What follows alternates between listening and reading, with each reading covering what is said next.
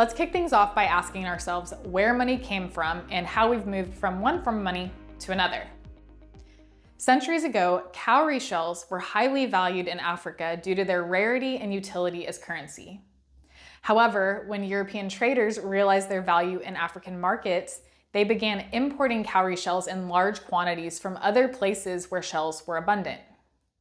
As the market flooded with cowrie shells, this led to inflation and their value inevitably fell. Although the number of shells increased, the things people wanted to buy with them did not. As a result, it took more and more shells to buy the same goods as before, causing major disruptions in local African economies, and eventually the shells' abundance made them less desirable as money and they stopped being used. This example highlights the importance of scarcity when it comes to money. In other words, why money needs to remain limited, difficult to create, and hard to copy. And although we're used to thinking of money as paper bills, this shows that money can be anything that enables us to store value, buy things, and price goods and services. So to recap, two key takeaways are, number one, the importance of scarcity, and number two, that money does not have to be paper bills. Now, after various trials and errors throughout history, ranging from glass beads and large stones to cows and cigarettes, much of the world eventually adopted a monetary system of coins made from gold. Even today, gold has maintained its value, and a key reason is because of scarcity. It's not too abundant, and there's no feasible way to create more of it. However, as financial markets evolved, the amount of coins needed for certain transactions grew to a point where the gold became physically hard to carry. For example, in ancient China, the Chinese threaded coins on strings. A strand of only 1,000 coins already weighed about 10 pounds, and as the economy matured, merchants were needing tens or even hundreds of thousands of coins. So the government proposed a solution. They said, how about you give us your gold for safekeeping and we'll give you a document that says the amount of gold we're holding for you. Whenever you want your gold, just bring in your note and we will give you the amount of gold written on it. This is where the term promissory note comes from. It's a promise from the government, essentially an IOU, that whenever you give them your note, they'll return your gold to you. Over time, merchants realized that these slips of paper were always good and that they could be turned in at any time for gold, so why even turn them in? Why not just trade the slips of paper? So merchants began using these government IOUs as money. This idea spread around the world, and that's how we ended up with the paper bills we know today. In the US, they're called dollars, in Europe, euros, and so on.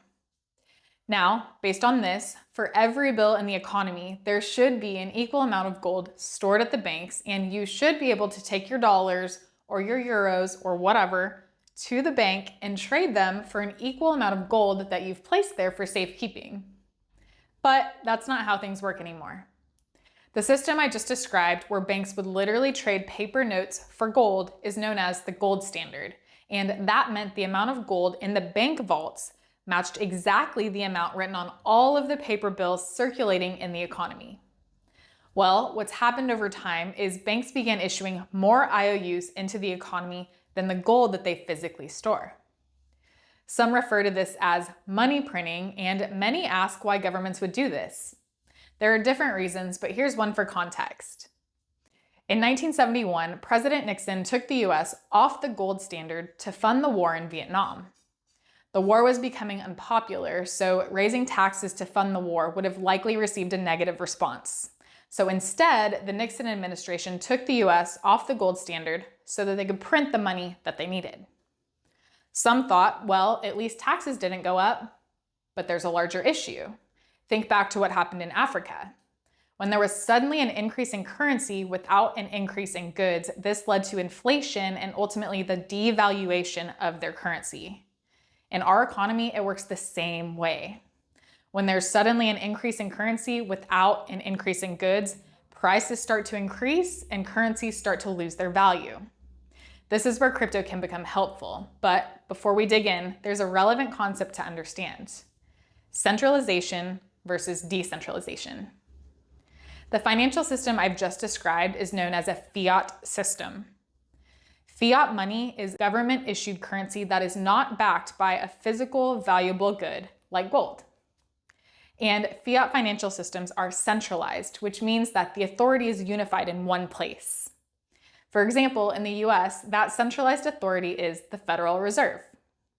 The Fed can create more US dollars, which means the value of the US dollar is directly tied to this central authority. Fun fact, most US dollars today are not created physically like this, but rather digitally like this. Over 90% of US dollars in circulation exist as numbers in bank accounts or other financial systems without corresponding physical bills. So when you hear the term money printing, it's less about physically printing cash and more about updating numbers on a screen. And that's how new money gets into circulation in our centralized model. Now, unlike the Fed, which is a single authority, a decentralized system spreads the decision-making across multiple people or entities, and it's foundational to the first major cryptocurrency to appear on the scene in 2009. And that's where our conversation about crypto begins, with Bitcoin.